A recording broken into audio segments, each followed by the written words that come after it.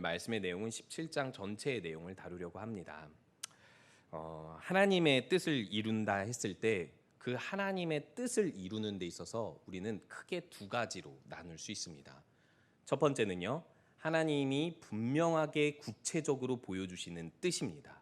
이것을 이룬다고 이야기하고요. 또 나머지 한 가지는 하나님의 숨겨진 뜻을 이루는 것입니다.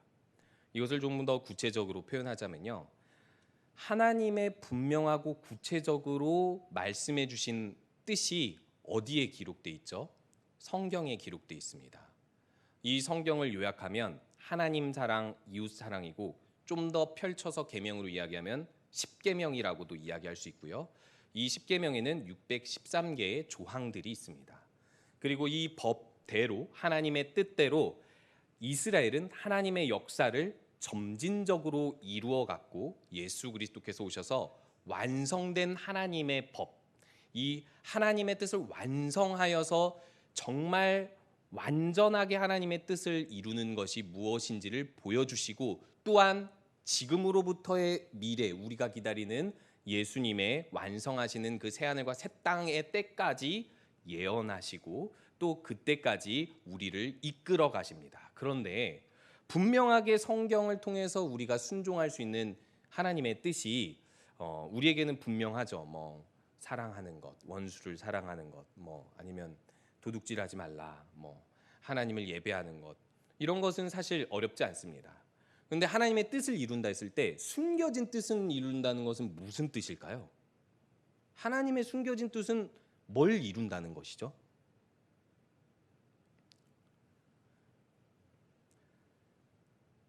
하나님의 숨겨진 뜻은요, 하나님께서 분명하게 보여준 이 구체적인 하나님의 말씀을 통해서 모든 사람들이 각 시대를 살아갈 때 하나님께서 사람에게 아직 허용하지 않은 미래를 그 사람이 가지고 있는 자유를 통해서 하나님의 말씀을 따라 하나님의 뜻을 위해 순종할 때 이루어가는 숨겨진 뜻입니다. 이렇게 설명해도 어렵죠? 한마디로 이야기하면요, 오늘 본문을 통해서 간단하게 말씀을 드리도록 하겠습니다.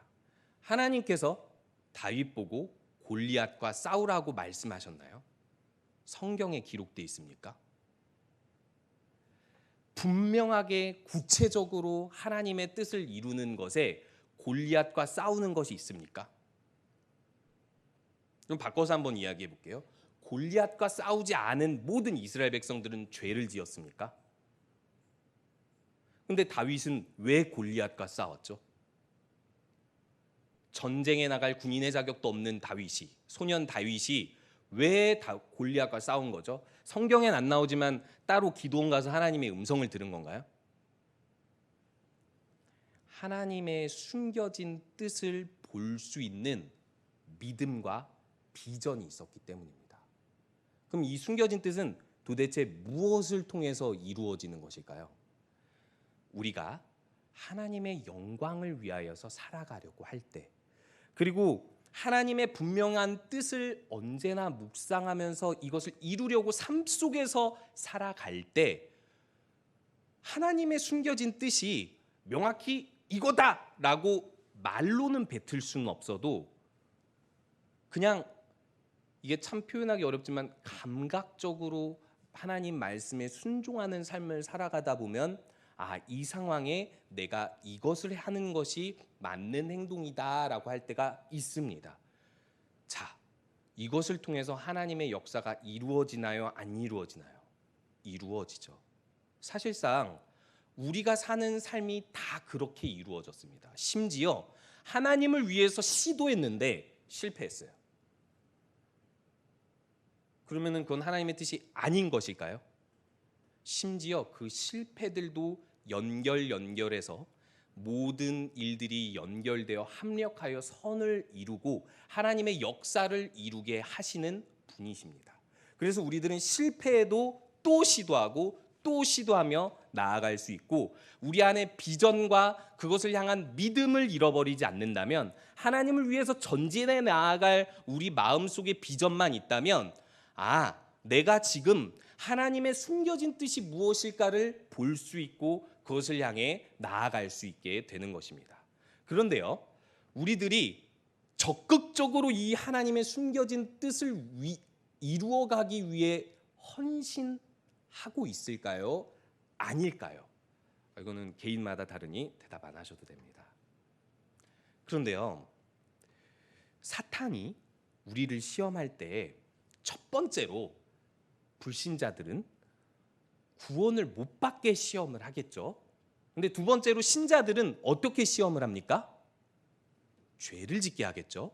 하나님의 분명한 성경의 뜻을 순종하지 못하고 탐욕대로 살아가게 하겠죠. 그런데 이 두 번째까지 통과하면 사탄은 그 다음부터 무엇을 해야 한다고 말하기 좀 그렇고 할 수 있을까요? 하려고 할까요? 하나님의 숨겨진 뜻을 향해 나아가지 못하도록 낙심하게 합니다. 죄 짓는 게 아닌데 굳이 내가 해야 되나? 내가 여기서 굳이 나서야 하나? 왜 나만 해야 돼? 그럴 필요 없지. 조금 더 한보 후퇴하고 상황 지켜보자. 후퇴 죄 짓는 건가요? 아닙니다. 그래서 재밌는 사실은요, 우린 적극적으로 하나님의 숨겨진 뜻을 더 숨겨서 안 이루어지게 할 수 있습니다. 이런 표현이 조금 위험한 표현이지만 하나님은 어떻게든 이루시지만 어떻게 보면 우리가 그렇게 비전을 우리 마음속에 묻어두고 믿음 없이 그저 죄만 짓지 않고 살아가면 되겠지 한다면 하나님의 숨겨진 뜻은 우리를 통해서 이루어지기 어렵거나 더디게 될 것입니다. 그래서 우리에게는 이 비전, 이 믿음의 길을 가는 데 있어서 낙심하지 않도록 조심해야 되는데 오늘 본문 32절에 보면요, 다윗이 사울에게 이렇게 이야기합니다. 사울을 대면하자마자 이렇게 이야기합니다. 그로 말미암아 사람이 낙담하지 말 것이라. 지금 다윗은 사울에게 낙담하지 말아야 한다라고 이야기하는데 도대체 이 낙담하는 내용이 무엇일까요? 17장 4절에서 9절까지 내용을 함께 보도록 하겠는데요. 지금 상황은요, 앞에서 사무엘상 앞에서 사울이 왕이 되고 이스라엘 나라가 잠시 번성기를 누렸습니다. 그런데 어느덧 갑자기 사울이 하나님께 불순종해서 하나님의 영이 사울에게서 떠나가고요. 이 영이 떠나갔다라는 것은 지도권이 떠나갔다라는 뜻입니다. 그리고 베들레헴의 한 동네에 이세의 아들, 막내 아들, 여덟째 아들 다윗에게 하나님께서 비밀리에 사무엘을 통해 왕으로 기름 부으십니다. 그런데요, 중요한 것은 아직 다윗은 왕으로 나타나지 않았고 왕으로 공식적으로 세워지지 않으며 사울이 여전히 왕이지만 사울은 악신이 들려있는 상태입니다. 자, 이스라엘이 국가적으로 종교적으로 지금 위기 상태겠죠. 그러자 17장 1절에서 블레셋 군대가 전쟁하러 찾아옵니다. 그리고 이스라엘은 엘라 골짜기에 진을 치고 이들과 대치 상황에 이르렀는데요. 오늘 4절에서 이 이스라엘이 전쟁하려고 하는데 낙심하게 하는 한 인물이 나타나고 있습니다. 이 인물은 골리앗이고요, 가드 사람입니다. 그의 키는 6규빗 한 뼘인데요. 일반적으로 2m 15cm라고도 하는데 또 연구에 따라 좀 다르기 때문에 쉽게 말하면 최홍만이나 서장훈 정도의 키를 가졌다고 생각하시면 됩니다. 저랑 좀 별로 차이가 안 나는 걸로 생각하시면 안 됩니다. 아주 큽니다, 저보다. 그리고 머리에는 놋 투구를 썼고 몸에는 비늘 가본을 썼고 그 갑옷의 무게가 놋 5,000세겔이라고 하는데 57kg 정도 됩니다. 그리고 그의 다리는 놋 각반을 쳤고 어깨 사이에는 놋 단창을 메었고 창자로는 배틀채에 갖고 창날은 철 600세겔인데 이것은 역시 7kg입니다. 방패든 자가 골리앗이라는 장군의 앞서 행하면서 전진하고 있습니다. 자, 4절에서 7절까지만 지금 상세하게 나타낸 이 기술을 봤을 때는, 이 내용을 봤을 때는 본문의 저자는 무슨 의도일까요? 굳이 필요 없이 왜 이 적군의 장군의 무기를 상세하게 기록했을까요? 분명하게 보여주려는 거예요. 무엇을요? 이스라엘이 눈으로 보고 있는 것을요. 왜요? 이것 때문에 낙심했기 때문입니다. 우리가 삶의 문제가 찾아올 때 무엇으로 낙심합니까? 보이는 문제에 낙심합니다. 분명하게 내가 이길 수 없는 현실이 찾아옵니다. 내가 꿈꿀 수 없게, 꿈꾸다가도 포기하고 후퇴하게 만들 만한 보이는 세상의 우수한 조건들, 상황들, 어려운 환란들, 심지어 자연적 재난, 뭐 요즘으로 말하면 코로나19라고도 할 수 있겠죠. 근데 코로나19가 코로나만 가지고 오진 않죠. 경제적으로나 건강으로나 뭐 코로나 블루라고 해서 심리적으로나 계속해서 타격을 줍니다. 뭐 교회도 어느 정도는 우리 교회는 믿음이 강해서 흔들리지 않지만 한국 교회적으로 봤을 때는 타격을 입었을 수도 있습니다. 이런 상황은 언제나 보이게 찾아오고 누가 봐도 안 되는 상황이에요. 이것을 본문의 저자는 분명하게 보여주고 있습니다.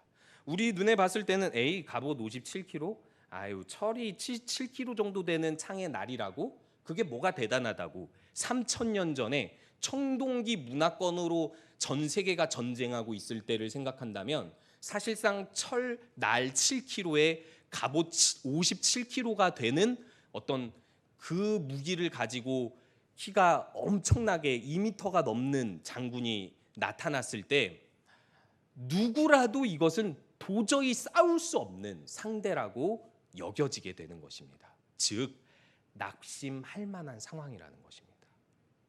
우리가 하나님의 숨겨진 뜻을 이루기 위해서 무엇이 있어야 한다고 했죠? 비전과 믿음이 있어야 한다고 했습니다. 비전과 믿음은 보입니까? 안 보입니까? 손에 쥐었습니까? 안 쥐었습니까? 쥐었으면 차라리 우리에게 보이는 어떤 조건이 있으면 시험이 되지 않을까요? 뭐 통장에 잔고가 보이게 많던지 아니면 엄청나게 건장한 청년이든지 뭐든지 우리에게 보이는 조건이 아무도 나를 상대할 수 없을 것이라면 우리들은 전혀 시험이 되지 않을 것입니다. 근데 사탄은 우리가 숨겨진 하나님의 뜻을 이루지 못하도록 낙심하도록 어떤 것으로 공격하냐면 보이는 세상의 조건으로 공격합니다.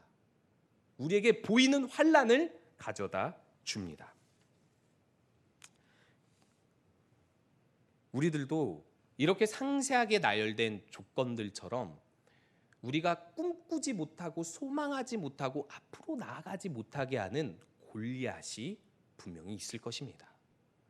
그것이 가정에서도 있을 것이고요. 교회에서도 있을 것입니다.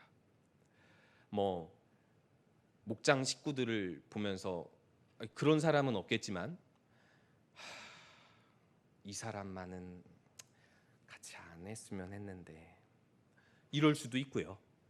가정에 어떤 한 사람을 위해서 10년, 20년을 기도해도 변화되지 않는 상황이 눈으로 보일 때도 있을 것이고요.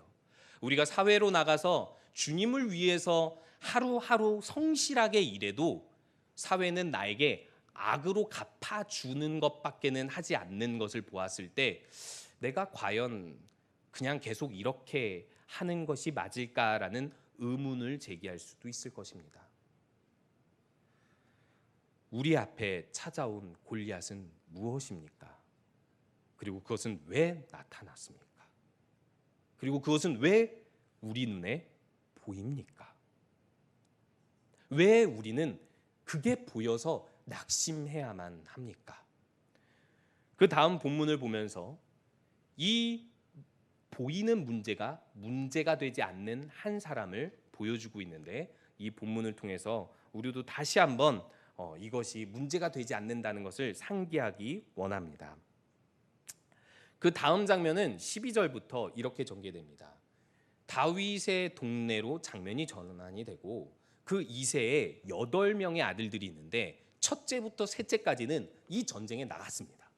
출전을 했습니다. 그런데 넷째부터 여덟째까지는 이 전쟁에 출전하지 못했는데 20세 이상만 전쟁에 출전할 수 있으니까 넷째부터 그 전쟁에 출전하지 못할 만한 나이였던지 또 다른 어떤 조건이 있어서 출전하지 못했는지 상세하게 기록되지는 않아도 우리들은 쉽게 추측할 수 있기를 여덟째 아들 다윗은 확실하게 전쟁에 나갈 만한 나이가 아닌 중고등학생 정도, 15세에서 한 18세 정도쯤 되지 않았을까 추측해 볼 수 있습니다. 여기서 중요한 것은요, 전쟁에 나갈 조건이 안 되는 소년이 등장하고 있다는 것입니다. 그런데 이새가요, 다윗에게 전쟁에 나간 세 형들에게 치즈 10덩이와 떡 10덩이, 곡식 한 에바를 심부름하라고 배달하라고 다윗을 보내게 됩니다. 다윗도 배달의 민족이었는지 어쨌든 보내게 됐는데 이 다윗이 왜 보내지게 되었을까요? 막내니까 심부름했겠죠라고 우리들은 상상할 수 있겠지만 잘 생각해 보면 이새는 사무엘이 기름 부으러 이 집안에 왔을 때, 이 다윗의 집에 왔을 때 다윗을 내세우지 않았습니다. 당연히 다윗을 배제시켰습니다. 그런데 오늘 여기서는 넷째 아들부터 일곱째 아들까지는 전혀 등장하지 않고 다윗만 불러서 심부름을 보냅니다. 심지어 다윗이 뭐 하고 있었죠? 양을 치고 있었어요. 막내가 할 일이죠. 근데 막내가 할 일을 버려두고 전장으로 심부름을 보낸다는 건 아마도 여기에는 기록되어 있지는 않겠지만은 사무엘에게 기름 부음을 받았던 다윗이 이 다윗을 통해 혹시나 전쟁에 어떤 또 다른 가능성이 생기지 않을까라는 생각으로 보냈던 것 같습니다. 어떻게 보면 이새도 전장의 소식을 듣고자 함의 이유도 있었겠지만 무엇보다 이 전쟁이 하나님께서 기름 부음 받은 사람을 통해서 더 좋은 결과로 이루어지도록 하나님의 숨겨진 뜻이 이루어지기를 바라는 마음 속에서 다윗을 보냈는지도 모릅니다. 그리고 다윗이 그 전장에 도착하게 되죠. 무슨 일이 벌어졌을까요? 이미 엘라 골짜기에서는 40일이 지났습니다. 아침과 저녁으로 골리앗은 이스라엘을 모욕했습니다. 뭐라고 모욕했죠? 너희들 중에서 용기 있는 자가 나와 상대할 자가 있으면 나와라. 1대1로 결투하자고 이야기합니다. 이것은 고대 근동에서는 신의 이름을 걸고 하는 전쟁이라는 의미를 가지고 있습니다. 그래서 사실상 여기서는 정확하게 하나님의 이름을 모욕하는 장면이 나오진 않지만 그런 단어는 나오지 않지만은 이 1대1 결투와 그리고 이스라엘을 모욕하는 것을 통해서 골리앗은 명확하게 하나님의 이름을 모욕했다고 할 수 있고 이스라엘은 그것을 분명히 느꼈을 것입니다. 그런데 40일 동안 아침 저녁으로 이스라엘을 모욕하고 하나님의 이름을 모욕하는데 이스라엘이 가만히 있어요. 아무도 나서지 않습니다. 사무엘상 14장에서는 요나단이 엄청나게 용맹한 블레셋의 군대들을 물리치기도 하고 사울 왕이 이끌어서 전쟁을 승리로 이끌기도 하는데 사울과 요나단은 아무도 나서지 않아요.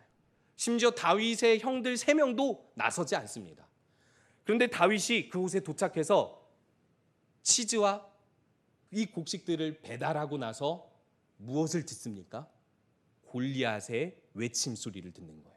이스라엘과 하나님의 이름을 모욕하는 그것을 듣게 됩니다.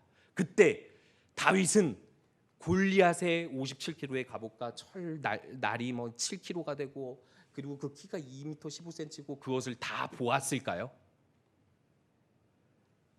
다윗이 본 건 골리앗이 아니라요. 무엇을 보게 되냐면 아무도 나서지 않는 이스라엘을 보게 됩니다.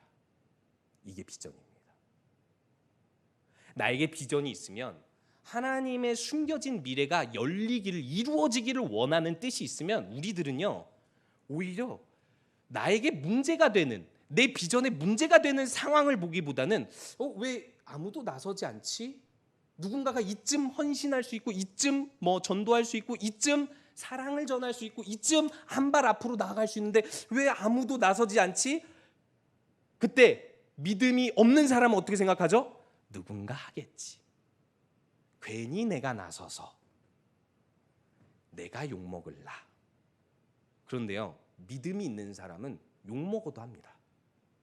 믿음이 있는 사람은 실패해도 또 시도하면 되겠지라는 믿음으로 한 발 더 앞으로 나갑니다.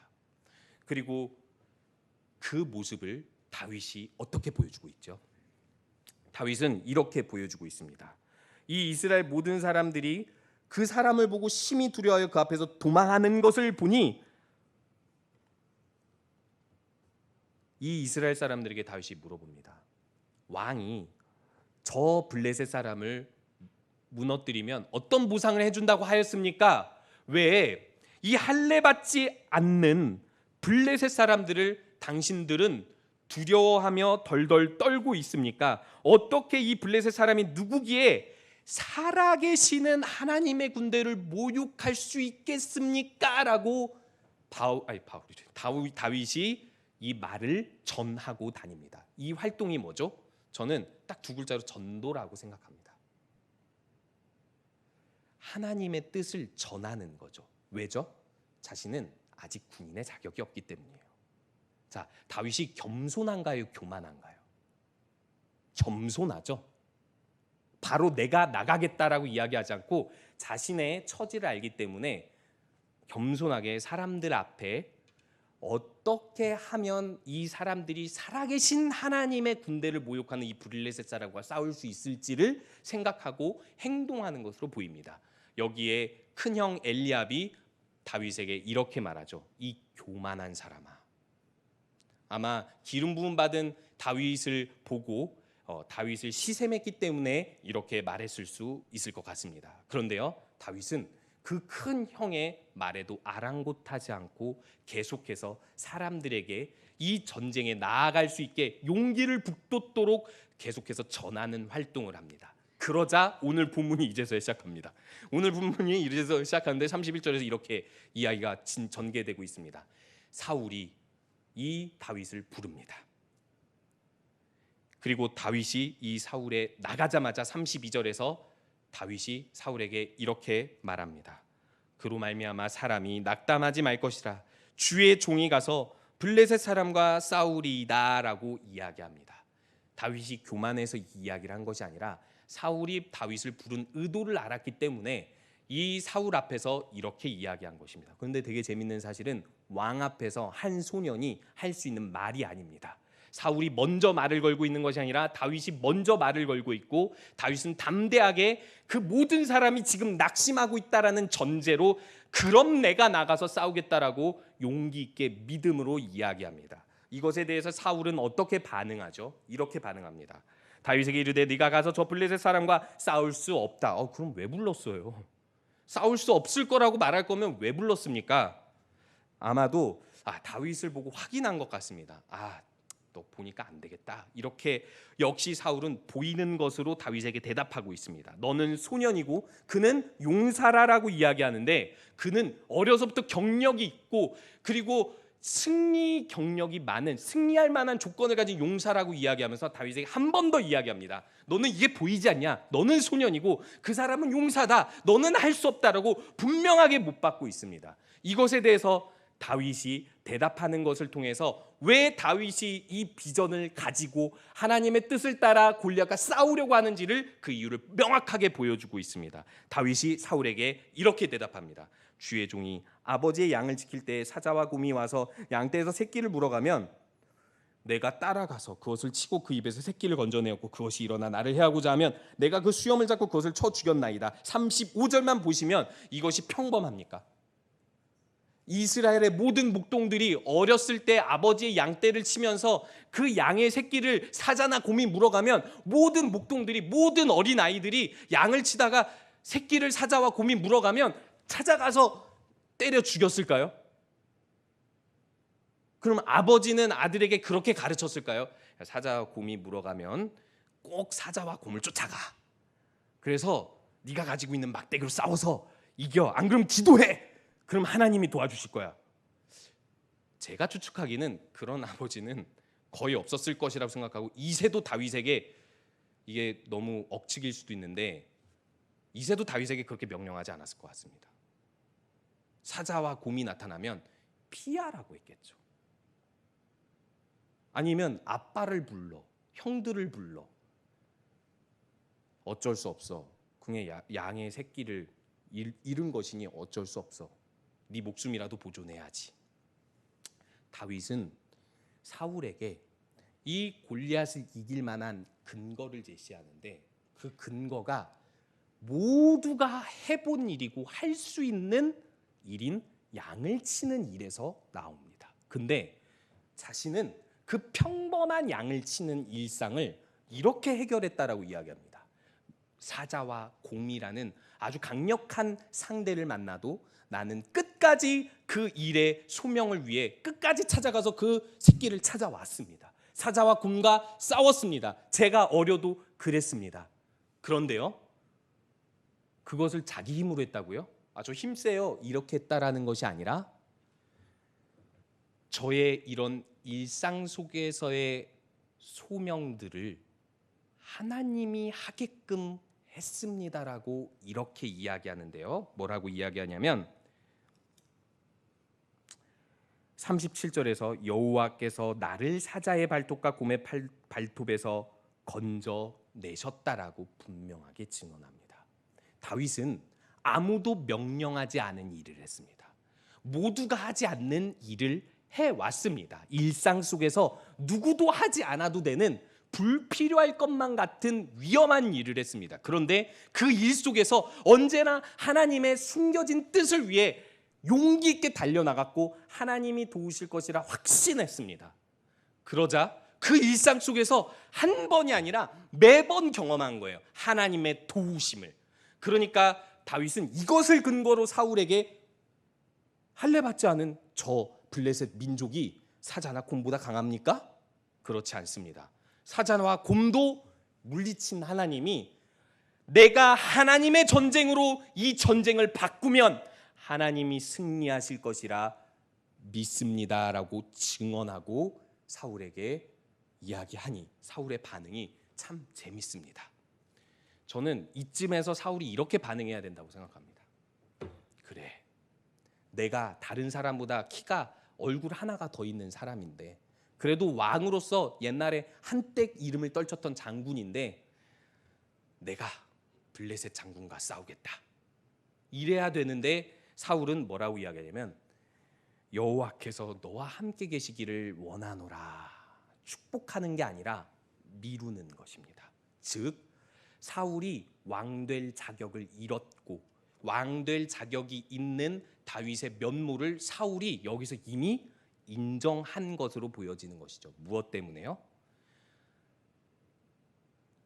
모두가 보이는 문제를 보고 나서지 못할 때 하나님의 뜻을 위해 하나님의 전쟁으로 바꾸어 승리하러 나아가는 이 한 사람을 사울은 본 것입니다. 그리고 믿게 된 것입니다. 그 믿음으로 자기는 살 수 없어도 다윗이 그렇게 할 수 있다라는 것을 보게 된 것입니다. 그러자 사울이 다윗에게 재밌습니다. 갑옷을 입힙니다. 근데 다윗이 이 갑옷을 입지 않죠. 이 장면은 제가 앞에서 말씀했던 4절에서 7절 골리앗이 가지고 있던 갑옷과 체구 이 모든 것과 상반되는 구절입니다. 골리앗은 엄청 키가 큰데 다윗은 키가 작아서 갑옷을 못 입어요. 골리앗은 57kg의 갑옷을 입었는데 다윗은 갑옷을 입지 않습니다. 무엇으로 나가죠? 하나님의 이름으로 전쟁에 나가고 하나님과 함께 하심으로 물맷돌 5개를 주어가지고 블레셋 사람에게로 나아갑니다. 그리고 오늘 본문은 끝나고 있습니다. 이 전쟁이 누구의 승리로 끝날지는 우리 모든 성도님께서 아실 겁니다. 근데 저는요 누구의 승리로 끝날지보다 더 중요한 게 블레셋 사람에게로 나아가니라라고 생각합니다. 우리들 앞에 어떤 현실적인 문제가 있어도 우리들은 이렇게 나아갈 수 있는 믿음이 있어야 합니다. 숨겨진 하나님의 뜻이 이루어지기 위해서이죠.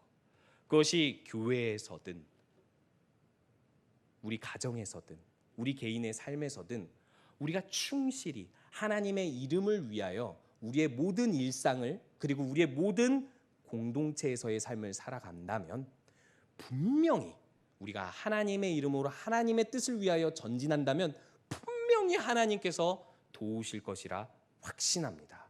모든 일들을 합력하여 선을 이루신 하나님께서 그렇게 우리 모든 성도님들과 함께 하실 것을 소원합니다.